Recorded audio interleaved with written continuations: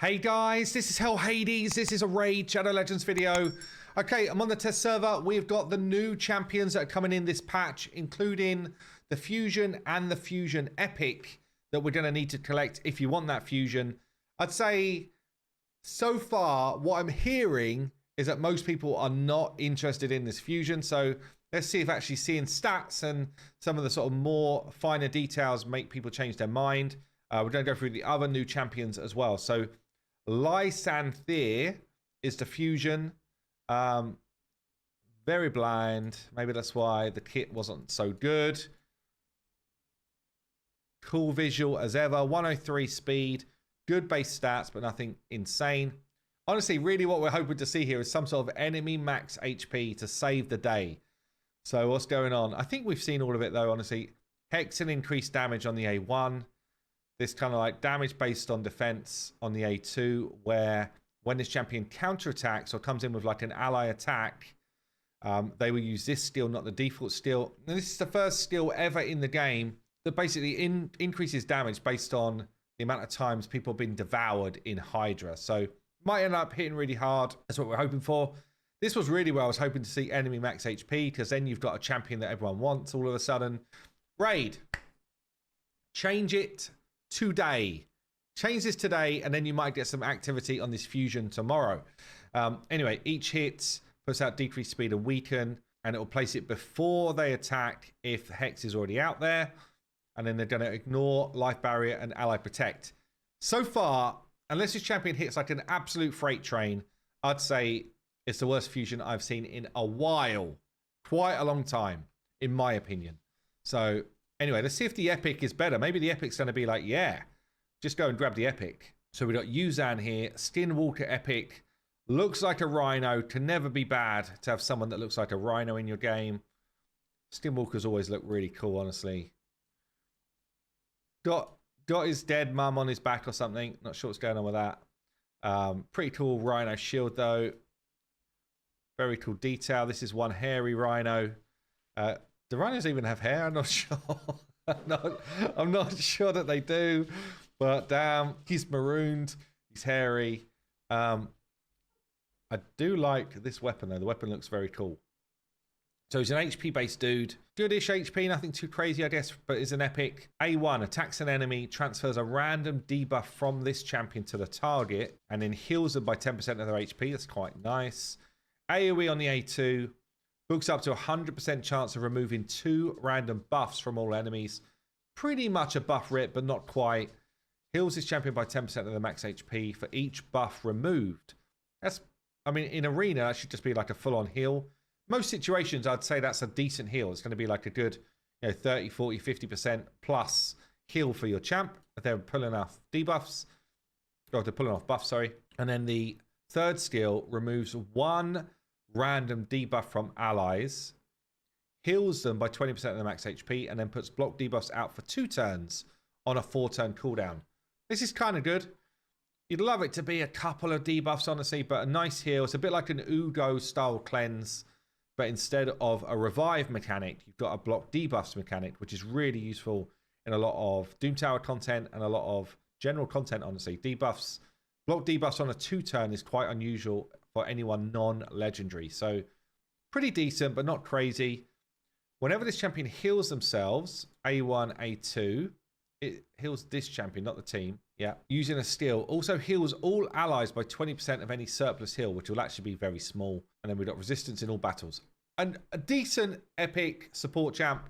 I don't think they're crazy, but pretty damn decent. Right, let's check out the other legendaries then. So we've got a Lizard. We've got Karen here. Karen the Harvester. I love this weapon. Look at this. Damn, that's a really sweet weapon. Yeah, it's actually really well done.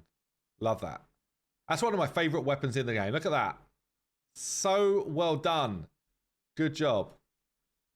Cool armor as well. This one's got a baby frog lizard on its back. Yeah, this one looks cool. I like this. So Karen the Harvester, support champ. Good HP, good stats, good defense, all that type of stuff. AoE A1 books up to a 75% chance of putting decreased speed out there on an A1. Damn, that's actually mad. Also steals 5% of each enemy's turn meter. Steals 10% instead if they're under decreased speed. That's a mad A1. Like, this A1, honestly, is like, if I go back 2 years, this is the A3 2 years ago. Damn, that's a crazy A1. Wow, that's actually mad. We've got an A2 then. Puts all of the target skills on cooldown. So one lockout on one enemy. Books up to 100% chance of decreasing turn meter of all enemies under sleep by 15%. And then books up to 100% chance of decreasing the turn meters of enemies without a sleep by 30%. And then the last skill here is another AoE. This is one enemy. This is AoE. 100% chance of placing sleep on all enemies. Will ignore any blocked debuffs and then go again. So you place your sleep on all enemies. You then lock out one enemy, but you hit them, so you wake them up. But you push back the turn meter of everybody else. Kind of interesting. Sleep's just generally a bit trash, but the rest of the skill set is good, so it kind of works. And heat, I guess, it's a little bit counterintuitive because if you end up going again before they go, you wake them all up with your A1. It's like, that's the trouble with sleep. It's just so easy to break. But still, overall kit feeling pretty solid. Passive, whenever an enemy attempts to increase their turn meter, decreases the value of that turn meter fill by a quarter. So a quarter less effective. If there are multiple champions on the team, only one will do it. Then we've got an active, which is on a 1-turn cooldown. Whenever a sleep is removed or expired on a target, instantly activates Threshmaster, the A2. Does not work if a sleep is removed by damage. So if it just wears off, it's going to A2 someone and push back the turn meter of other people. That's got a 1-turn cooldown on it, though. Okay. Really interesting champ. Really interesting. I'm not a big fan of sleep, but otherwise, I love this kit and I love the look of this dude. Okay, we've got a couple of Sylvan Watchers to look at. Caldor. Blade. Chorister. Blade Chorister Caldor. Okay. Oh, he's one of the faction Unity guys. Damn, he's got all sorts going on with this armor. Just literally wood coming off his shoulders. Very black and green armor. The Green Knight. Kind of cool those. Kind of got like a few a few arrows just for good measure. Kind of funky. Okay. Super low defense. Massively high attack. 1663. Quite fast. Attack based dude. What's going on? AoE A1. Books up to a 25% chance to stun on an A1 on an AoE. And ignores resistance for each heal on this champion. What's he, an attack-based dude? Yeah. Wow. We've got a bit of reading to do here. A2. Orchestra of War.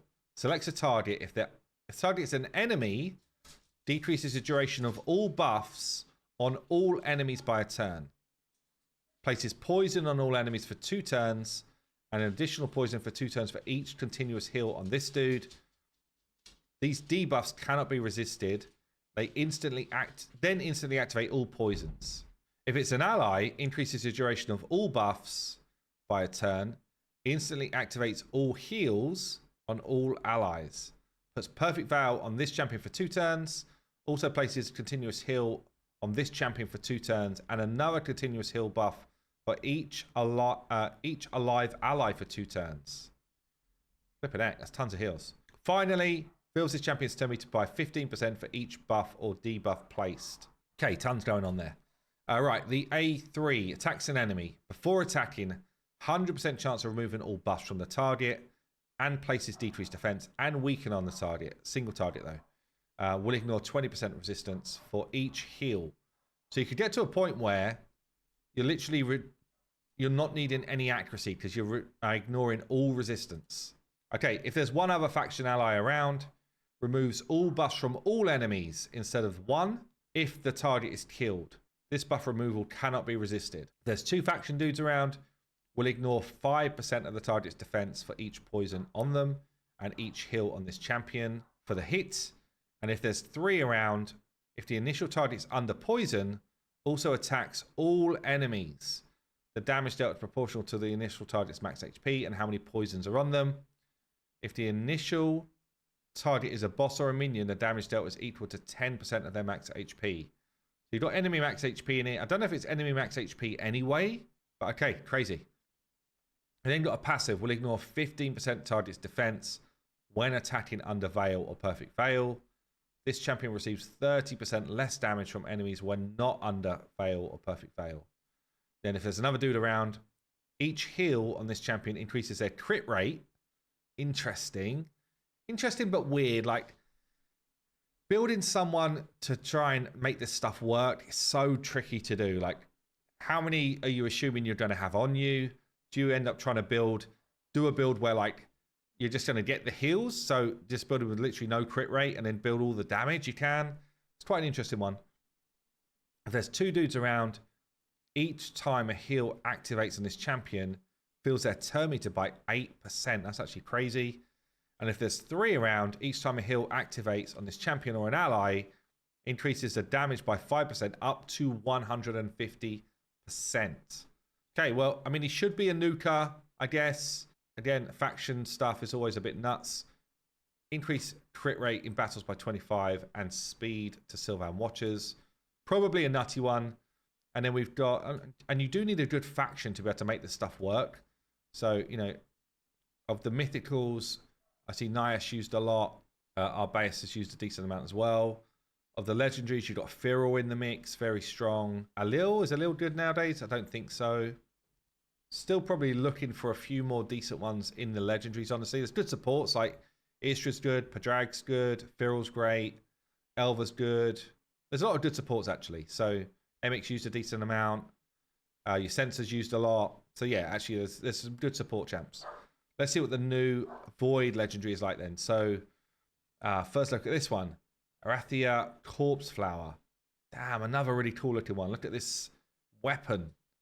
Really, really well done. It's funny actually because it's quite basic, but it's just this part with the VFX. It's just so damn good. Yeah, I love that. Okay. Kind of like a Fae chick. Fairy dude. Right, what's going on? Attack base, good attack, nearly 1500. Good stats as well. We've got here, attacks an enemy, fills this champion's turn meter by 10%, fills the champion's turn meter by an additional 10 if the enemy is under Hex. Will counterattack using this skill when hit by enemies under Hex. So you don't get an A1 back at you. The A2, AoE double hitter, damage increases by 10% for each enemy under Hex. So you could get like a 40% damage boost here. Will ignore shield and strengthen. Will also ignore block damage if they're under Hex. 30% turn meter fill for this champion. Fills by an additional 20% for each enemy killed by this skill. So you could go this one straight into another ability. You've also got here, place accuracy on allies on the A3. Books down to a 3 turn. Has a, books up to 100% chance of placing Death Brand, which basically makes you block revive someone on a target for 2 turns. Also placing Hex on all enemies for 2 turns. Then you get a 50% turn meter fill. Fills this champion by an additional 10 for each debuff placed by this skill. So you can get like probably near enough another 50% turn meter. Also places block damage on this champion for a turn. And then a passive here. If this champion kills 1 or more enemies in a battle, will ignore 10% of any target's defense. If they kill 2 or more, this champion receives a shield.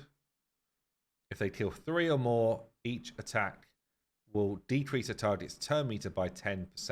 That's interesting. This effect cannot be resisted. It's interesting, but kind of like the fight's already done, I would guess. But anyway, attacking all battles as well. So, I don't know. Super interesting new champs. Let me know what you think of them down below, and I will see you in the next one.